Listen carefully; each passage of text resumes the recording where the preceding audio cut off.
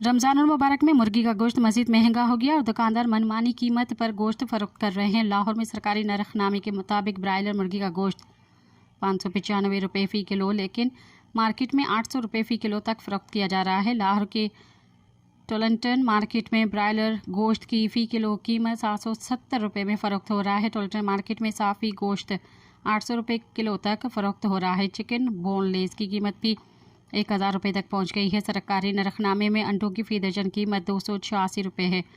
लाहौर इंतज़ामिया ने सब्जियों और फलों के सरकारी रेट भी जारी किए हैं, जिसके मुताबिक प्याज दर्जा अव्वल 50 रुपये, आलू 55 रुपये, टमाटर 55 रुपये, सब्ज़ मिर्च 115 रुपये किलो में दस्तयाब है। अदरक की कीमत 365 रुपये, देसी लहसुन की कीमत 610 रुपये, फार्मी खीरे की कीमत 55 रुपये, मेथी की कीमत 45 रुपये, बैंगन की कीमत 60 रुपये, फूल गोभी की कीमत 40 रुपये और शलजम की कीमत 30 रुपये किलो मुकर्रर की गई।